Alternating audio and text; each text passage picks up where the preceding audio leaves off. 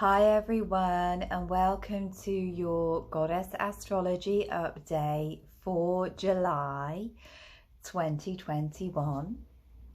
So this is another month of shifts and changes. We are beginning the month on quite an explosive note.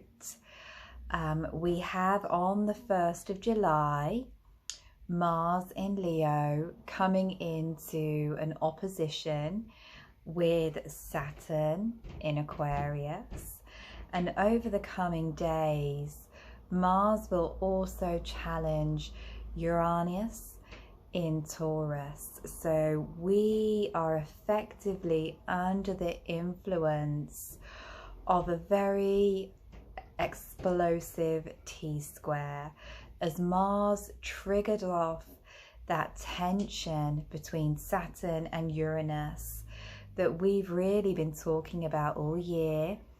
We know it's the big astrological energy of 2021. It's that tension between the old paradigm and the new, between freedom and restriction, between comfort and liberation. So Saturn and Uranus themselves are really at the midpoint of their cycle, and now Mars in fiery Leo is really inflaming all of that.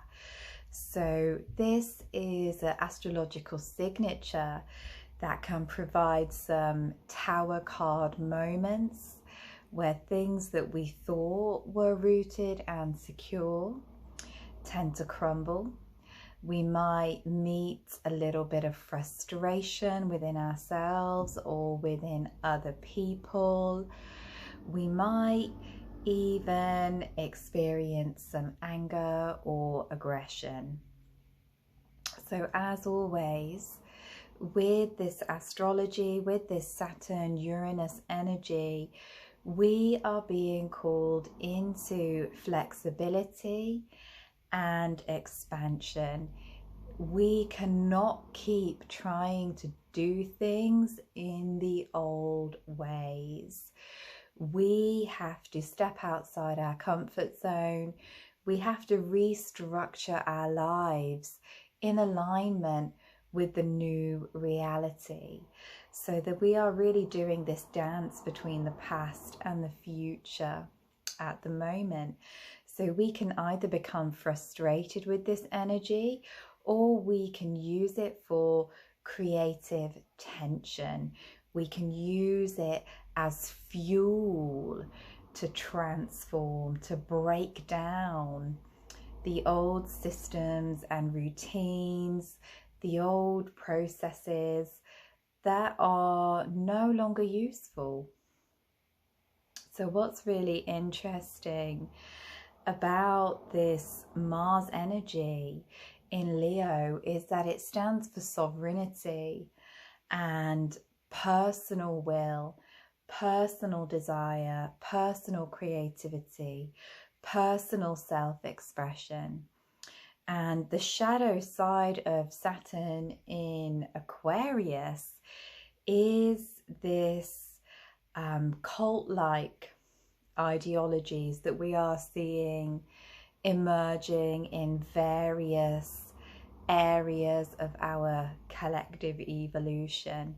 So this can also be a time when we are really feeling the need to draw back from that and to assert our personal power and personal truth. So the shadow of Saturn in Aquarius can be very much saying, if you don't believe what I believe, if you don't conform, then you will be exiled. That's the shadow of Aquarius. I'm exiled from the community because I do not give away my power to the collective. I do not go the same way as everybody else. So we're really looking at finding that balance between what is true for us and how we need to behave in order to fit in with society at large. So this can bring up feelings of perhaps alienation or rejection and abandonment. And the sun is in sensitive Cancer right now, so we know we're feeling everything much more deeply. And, you know, we're really in that time of year when we focus on healing our emotions and healing our lineages and our karmic attachments. So there can be a lot going on, particularly as we head into next week, and the sun, Sol in Cancer, comes up to square Chiron in Aries. So this really is often an energy that calls us to individuate from old tribal or familiar patterns. It can also be showing us, you know, our deep wounding, the old programs that we carry down our maternal line. So whatever is coming up for us, it's a really good idea to spend some time in deep reflection and healing, because the energy of this first week of July can be a little bit chaotic, although very transformational. So on the 6th of July, Mercury finally leaves her retrograde shadow. So what began at the end of May is now coming to completion and integration. And we know that Mercury was square to Neptune during this period. The eclipses were also happening. It was a very interesting time. It was a time when there wasn't a lot of clarity. It's kind of felt a bit like we've been walking through the fog. And now, as Mercury leaves her shadow and squares Neptune for the final time, we are really going to have some deep truths revealed. So the scales will really start to fall from our eyes, and anything that has remained hidden during this period will now be illuminated. So that can be in the collective and personally. So watch out, because it could be that there are some things that are revealed that force us to use that tension of Mars, Saturn, Uranus for change. So crisis creates pressure, creates transformation. It's that real alchemical fire. So it's a really powerful time, and it's a time when a lot of loose ends can be cleared up. We can have some really powerful aha moments where we suddenly start to understand why things have happened the way they've happened over the past month or so. So on the 9th of July, we've got a really beautiful Cancer new moon. I think that will actually fall in the early hours of the 10th for those of us in the UK. But it's a really tender, soothing lunation, and it also signifies the end of the eclipse cycle. So we're fully emerging from the retrograde, from the eclipse tunnel. So again, it's that energy of completion, of the end of one cycle and the beginning of another. And the Cancer new moon again ties in with those ancestral energies, but also is about offering our inner child the healing it needs, finding that security within amidst all of the chaos. It's about calming the nervous system and dream weaving the future. So this is the first new moon of the second half of the year, the solstice season new moon. So we can really work with this moon in the sign of Cancer, the great birthing mother, to help us to birth our creations, particularly with Venus and Mars in Leo, which is another very creative sign. So there's a huge element of awakening creativity that is also emerging during this period. So take this time to rest, to replenish, to regroup, to realign with where you want to be heading for the next 6 months.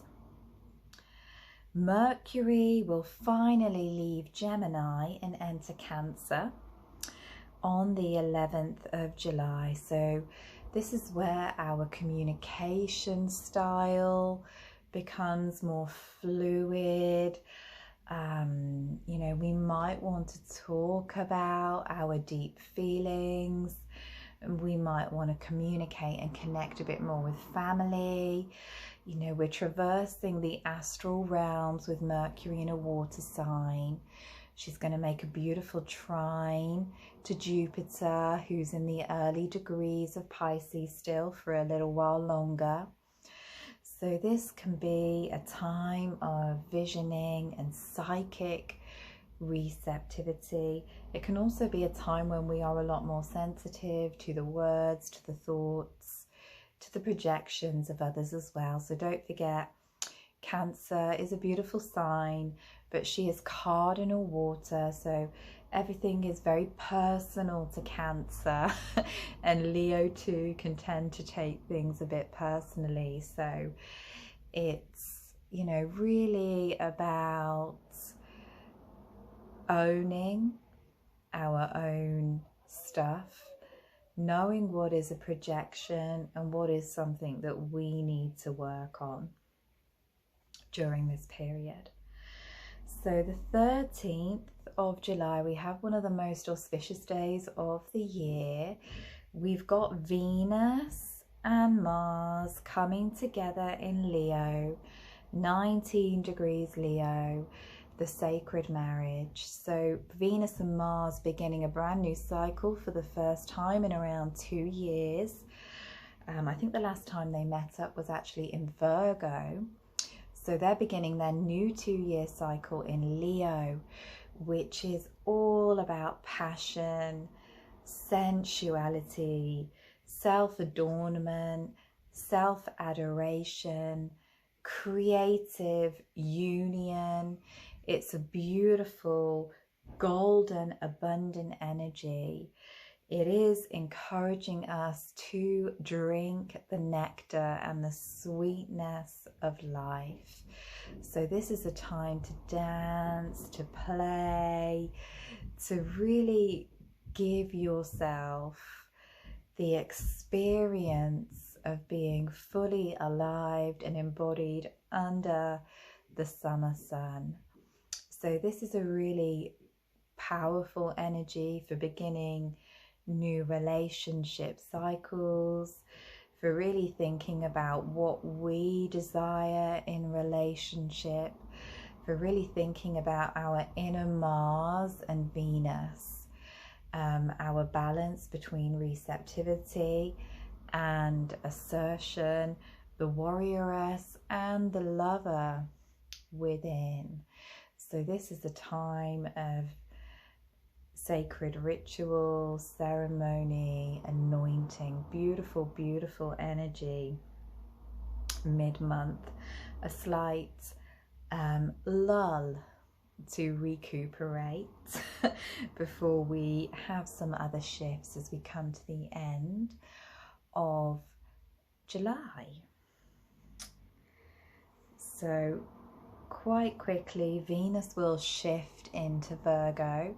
So on the 21st, she will head into the sign of the priestess. So Virgo, even in modern astrology, is associated with those divine priestess energies, those divine feminine energies. She is Demeter and Persephone. So she is heading into the sign of purification, of devotion, of service. And she's the first planet to move into Virgo this year. And this is typically a time of the year as we shift from summer to the autumn equinox, where we really start to focus on sorting the wheat from the chaff. What do we want to leave behind? What do we take forward? What is useful? What is productive? What is efficient?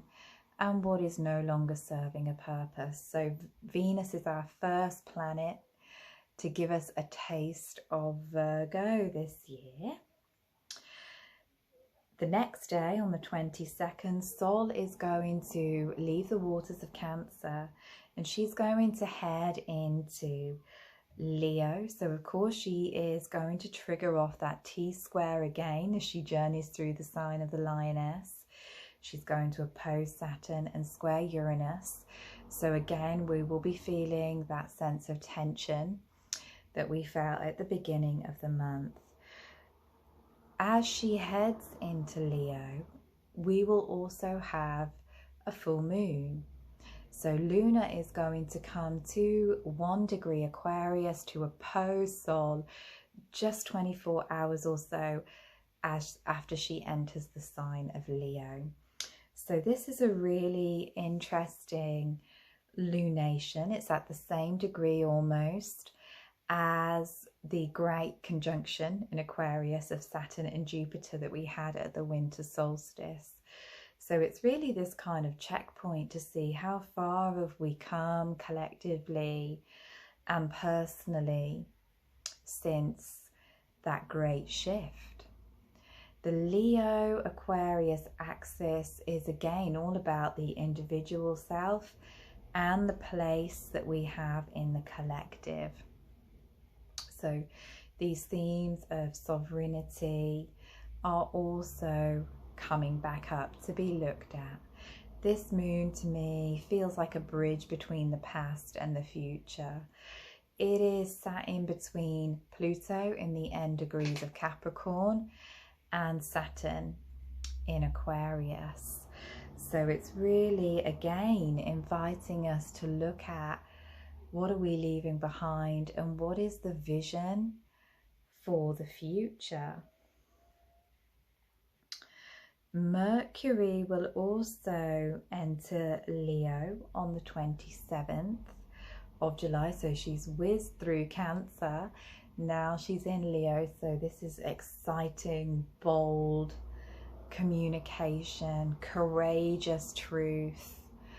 Again, coming up to be challenged by the more cult-like mentality of Saturn in Aquarius. So really thinking this month about how willing we are to stand in our truth when the world is telling us to behave in a certain way. On the 28th of July, it's a busy end to this month, lots of planetary shifts. Jupiter is going to head back into Aquarius, and she's going to stay there until the end of the year, till the 28th of December. So we're revisiting what began between last winter solstice, the 21st of December, and May this year. So she's coming out of her sign of rulership, Pisces, where she's been since May, I believe.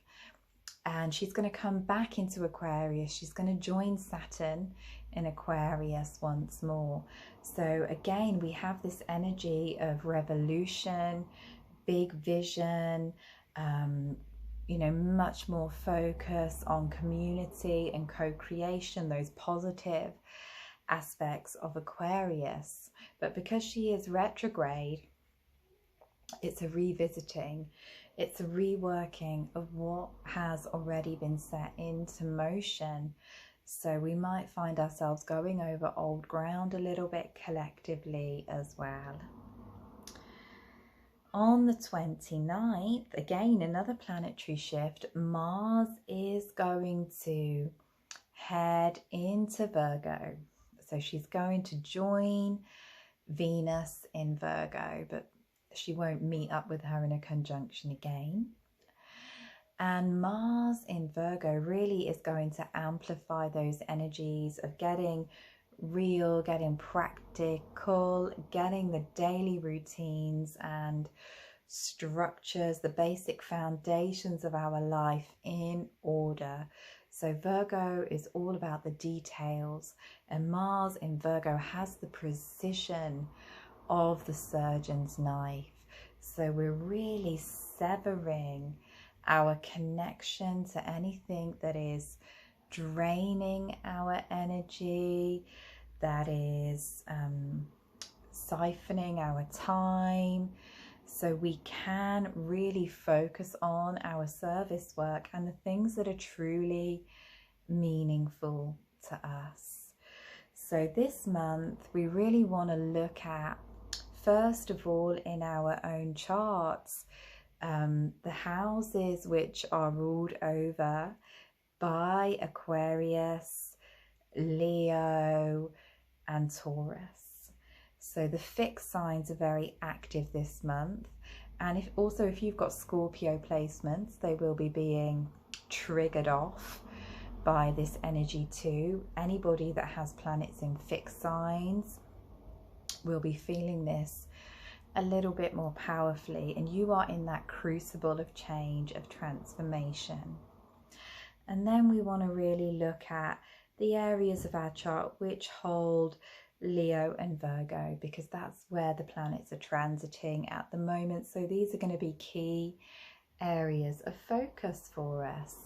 So this is really a month that takes us through a multitude of energies. We start off with Cancer, with that kind of resting in the womb of the Great Mother, coming out into the brilliance of Leo, you know, the height of summer for those of us in the Northern Hemisphere, and then coming back to Earth a little bit with the Virgo energy, which calls us to integrate and take stock of where we are. So a powerful month, many more opportunities to grow and transform as always. I hope this has helped, given you a little bit of insight, a little bit of guidance as how to work with these times instead of against them. I'm sending you so many starry blessings. Thank you for listening.